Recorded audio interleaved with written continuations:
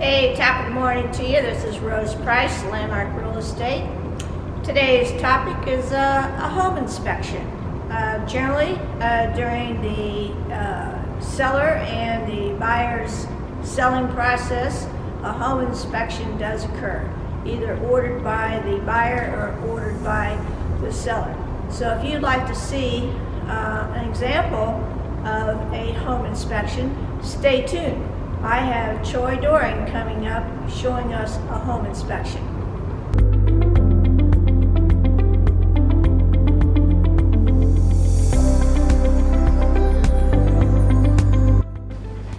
Okay, this morning, this is Rose Price, Landmark Real Estate, and I'm here with Troy Doring, and he's going to do a home inspection today. So Troy, why don't you just give us a few pointers of how you start that whole process? Well, usually I would introduce myself to the clients if they're present. Inspection agreement would be signed, or in this case, the client's not here and that was taken care of yesterday. So the inspection agreement has already been taken care of.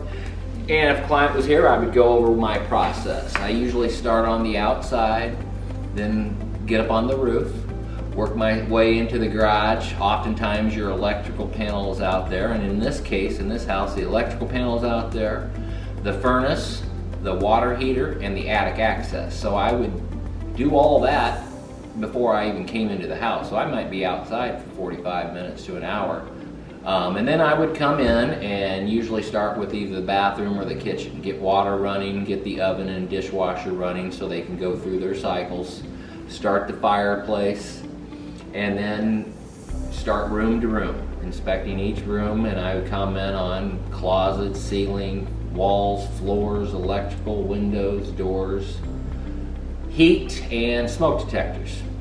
And then when I'm completed, if clients are here, I would go over my findings, and at the end of the day, I edit my reports, attach more photos, and send that out via email on a PDF file to the real estate agent and to the buyer, or whoever hires me. In this case, it is the buyer. Okay, very good. And just real quick, I know it depends on the size of the house, but what's the range of time it takes for you to do this home inspection? On a vacant house, an hour and 45 minutes to a occupied house. I've been at houses for 5 hours, but some of those are 9,000 square feet. Typically, I'm 2 hours. Okay. For an average size home, unless it's really a lot of furnishings and stuff where I've got to, weave my way in and out around stuff, it takes a little bit more time. I see. And do you do any other type of inspections at the same time that you're doing the home inspection? Absolutely. I'm always doing a mold inspection in the course of a home inspection. I'm looking for termites, stuff that I'm not licensed to, but I know what they are. I do radon testing, which I have a radon monitor set up at this place currently. I'm taking a mold sample today, air samples for mold for this house. I do water testing, lead testing, and allergens. Okay. And have you had to change your ways any in regard to the COVID-19 situation this year? Anything different that you are working? Yes, you've got to wear a mask when the house is occupied. This one, nobody's here, so we don't have to, but I'm wearing masks. I'm washing my hands more often than I usually do in a house. But every time I go out of the bathroom, I like to wash my hands, but I'm doing it more often now. Some people would like gloves to be put on. I always bring a change of shoes, so I have indoor shoes, outdoor shoes, so I don't walk on people's house with outdoor shoes, and then I don't have to carry those booties around. That's pretty much it. When it first came in, some people wouldn't allow me into their houses. They wanted it rescheduled. I see. And I can understand that. And it has been a weird market. We haven't had a spring, summer big boom in the market. It's been, a good pace, but not a big boom like we always see. I see. And I understand that basically you're not allowing anyone in the home when you are doing the inspection now.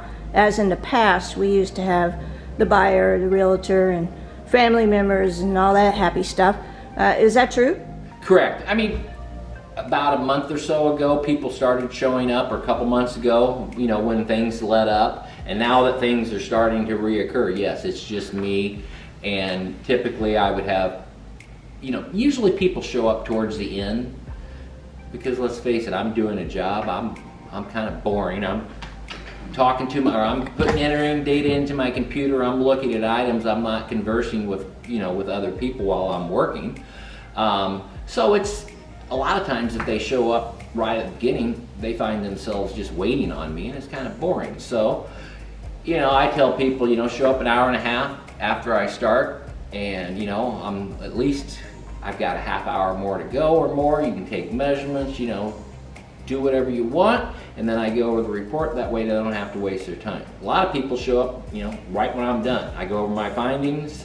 They're okay with that until they get the email that evening. Just gives them the heads up. I see. Sometimes I just give them a phone call after I finished.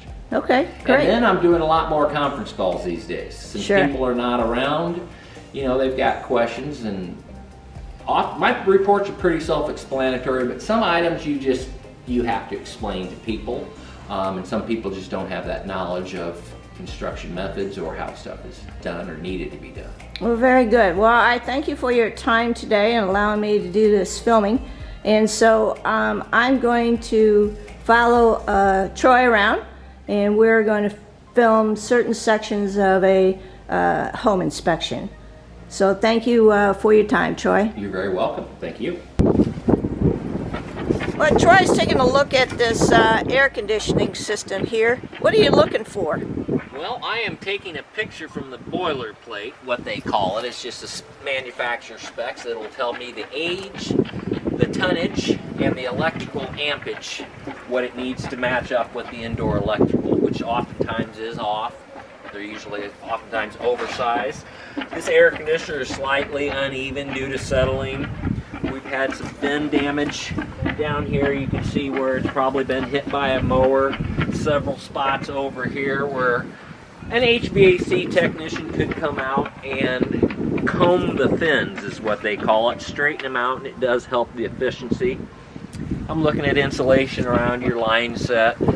Being outside, that really doesn't matter. You want it inside protected.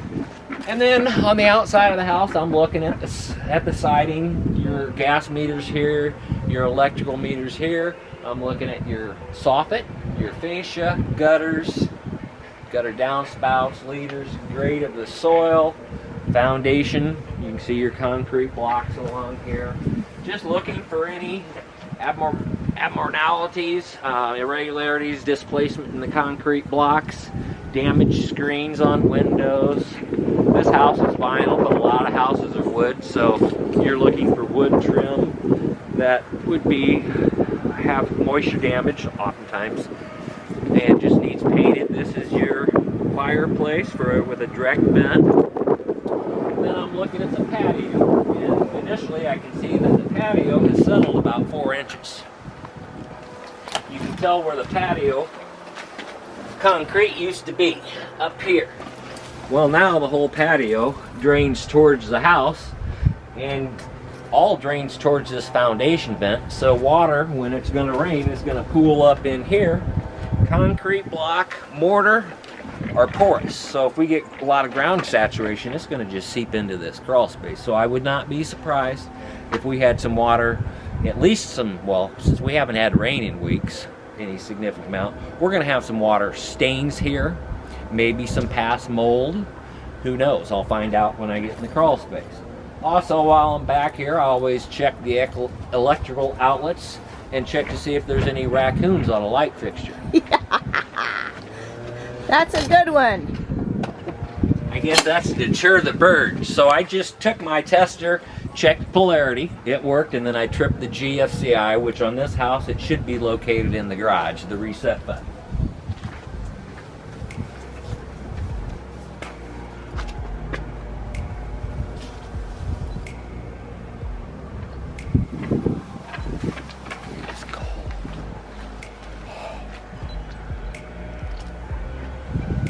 Fence here is because of the settling. It rubs a little bit, and then the right here, this actually should open up the other way. This is how the door should open up. And with the settling here, and we've got a pin broken off, so this gate cannot be latched. So we have a leaking water heater? Yeah, apparently, yes. Because this is all, it's wet back here. I don't know what the blackness is, if that's something that's spilled or some type of Think it got mold. too hot or? No, that is not burn marks. Huh. Kind of like a slime on the vinyl. Well, that's not good. No, that can be cleaned, but we got to find out where the leak. Once I start running water, but you can tell actually the casing of the water heater is compromised over here. So, what really in this scenario, water replacement. You can't stop this. Once this starts leaking, you can't stop it. And typically around here, water heaters last 40 to 50 years, and this one's only 18 years. All right, what are we doing now, Troy? We are going to inspect the electrical panel. Seems like fun. I enjoy this, sure. Oh, wow. I hope you won't get electrocuted in there. So this is, well, you don't touch stuff in here, you just observe. So this is where your power line comes in from the outside meter with your main breaker. So I'm looking at all that. I'm looking at connections. I'm looking at the main breaker. I'm looking at your ground. So we've got a ground wire. Your bonding wire is here. It goes into the ground. We have a panel bonding strap right in there with a green screw on it. I'm looking at all of these breakers to make sure the wires match up. Now, around 2000, they started color coding the wires. So your 20 gauge, 12 gauge are yellow. Your orange, which they've taken the tags off of this one, this should be orange tags. They just use them because these are larger wires. Orange means they're 10 gauge. This is going to be 8 gauge for the 40 amp.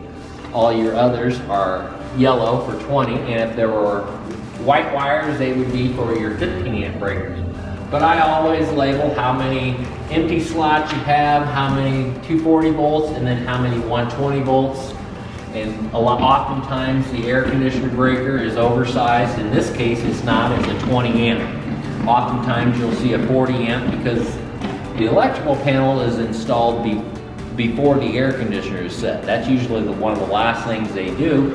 The electricians are already gone, so nobody matches up the specifications on the outdoor unit with the electrical panel. I see. Now we've got the igniter running, the inducer draft motor is already running. Next should be the gas comes on, which it has. Then I watch an operation and wait until the blower comes on. And that, when the blower comes on, you can tell if there's a potential crack or not at the heat exchanger with the color of the gas.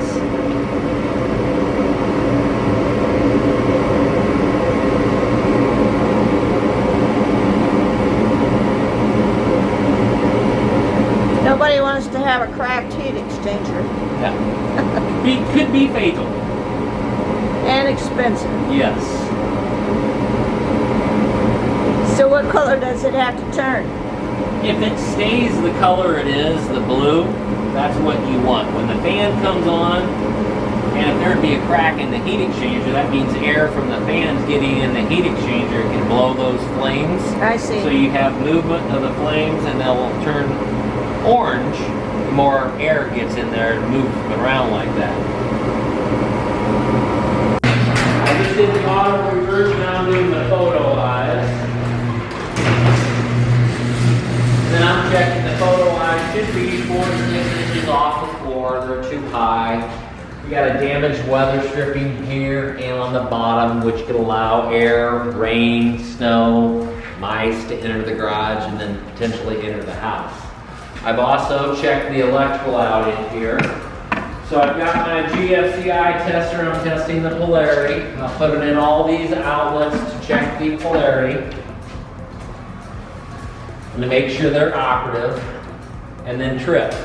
And it trips that over there. So now we have no power.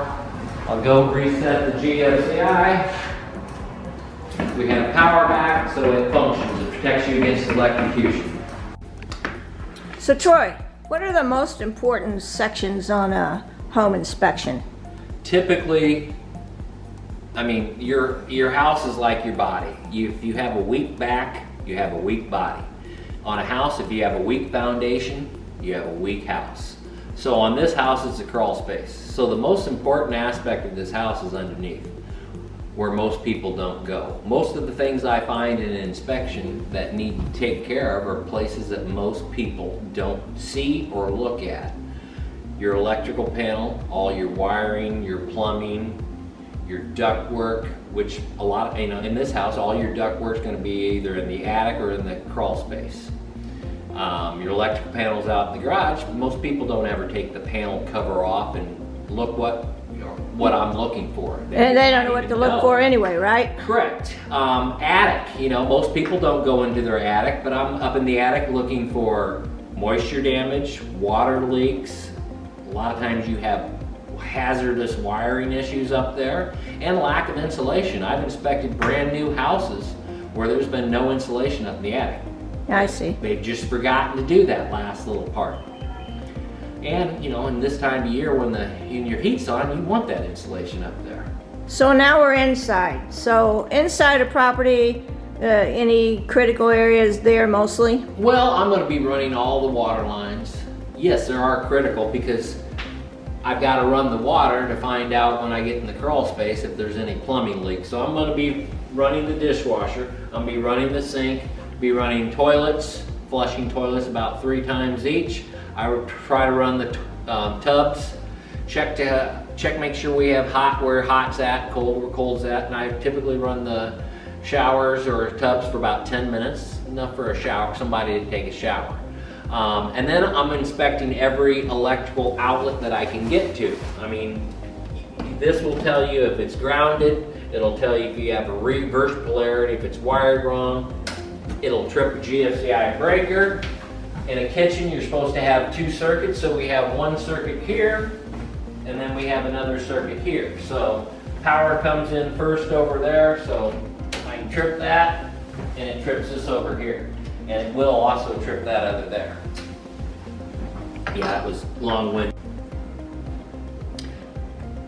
All right, Troy, give me a little pitch about your business, okay? Well, I'm Troy Doring. My company is Spec Home Inspection Incorporated. I've been doing inspections for 21 years. You can reach me by phone, 217-398-9796, or email techspector@gmail.com. My website is TechSpector, and you can actually schedule appointments online, look at all my references, learn about me, learn about the inspection process. All right, well, thank you so much for your time today, Troy. Well, thank you. All right, have a powerful day. You too. So there you have it. That was a home inspection by Troy Doring at Spec. Now we did not, usually a home inspection is 2 hours. We didn't spend that much time, but you got the essentials of what a home inspection included. So I thank you for being here today. If you have questions more about home inspections or you need a home inspector, please just connect with me and I'd be happy to get you in touch with Troy or other home inspectors in our area as well. Push the subscribe button if you'd like to stay tuned. I have new videos every Monday. And have a powerful day.